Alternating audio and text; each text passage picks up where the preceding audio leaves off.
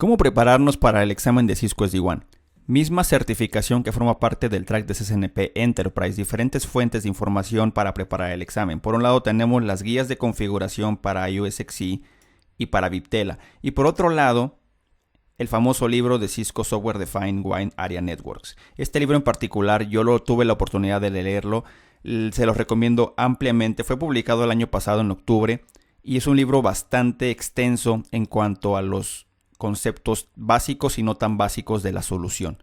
Entonces, las dos fuentes importantes que yo les puedo recomendar para la preparación del examen, por un lado es las guías de configuración, les voy a dejar el link en la descripción del video, y por otro lado el libro. Si tienen la oportunidad, ya sea de tenerlo en PDF o comprarlo físico, en lo particular yo prefiero tener el libro en mis manos y poderlo leer sin tener tanto tiempo estar frente a la computadora. Depende de cada quien. Y por otro lado, las guías de configuración. Al menos yo sí tuve oportunidad de revisar algunos diferentes use cases dentro de las guías de configuración y me ayudaron bastante. Incluso algunos son muy similares de lo que viene en el examen. Por un lado, vamos a navegar un poquito en el link de Viptela, que de hecho en lo particular la parte de Viptela fue lo que más me vino a mí en lugar de Cisco. Es un poquito irónico, pero al final sabemos que Cisco absorbió Viptela. Y no me sorprendería que más adelante empiece a meter preguntas más enfocadas a las plataformas de Cisco. Pero al menos en mi experiencia, donde cuando presenté el examen hace 2-3 semanas, a mí me tocó más del lado de Viptela. Por un lado tenemos las diferentes opciones, diferentes secciones para esta parte de guías de configuración, desde sistemas operativos, cómo empezar la instalación, las interfaces, ya features en particular como routing, bridging, segmentación, QoS, seguridad, policies, todo lo que ya conocemos acerca de la tecnología, pero ya un poquito más a fondo, ¿vale? Entonces esto les va a dar mucha apertura en cuanto a la información que ustedes necesitan saber para aplicar el examen. Es muy importante. Por ejemplo, vamos a entrar a esta parte de monitoreo y operación. Esto sí me recuerda mucho una de las preguntas del examen y es ¿cuál es el menú que yo tengo que seguir para poder hacer un upgrade de un dispositivo en el vManage? Entonces es muy importante que nos vayamos familiarizando con la interfase gráfica de usuario, que es el vManage, básicamente, que es donde se concentra toda la solución de Cisco SD-WAN, para empezar a ver los menús.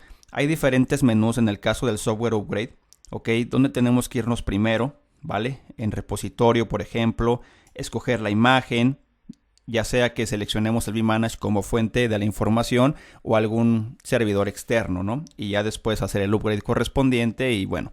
Entonces todos esos pequeños pasos o en el menú que tenemos que seguir para lograr una acción es algo importante para que en el examen no nos vayan a sorprender.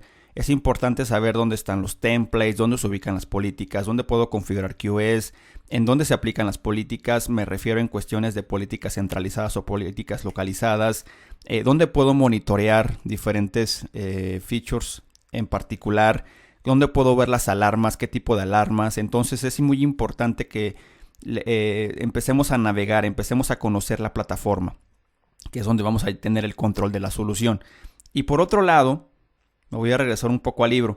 En el tema del libro hay diferentes secciones muy interesantes. Unas, bueno, en lo particular, o más bien en lo general, el libro es muy bueno.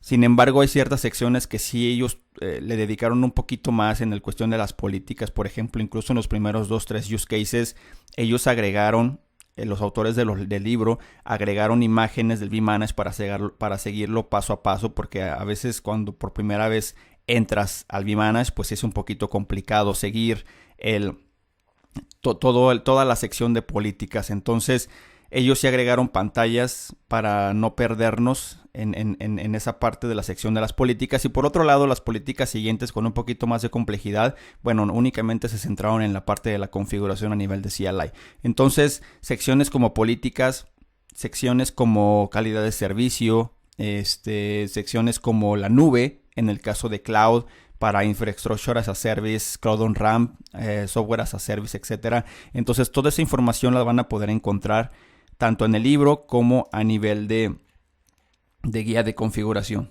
¿Ok? Entonces toda esta información se los voy a dejar en el link de la descripción.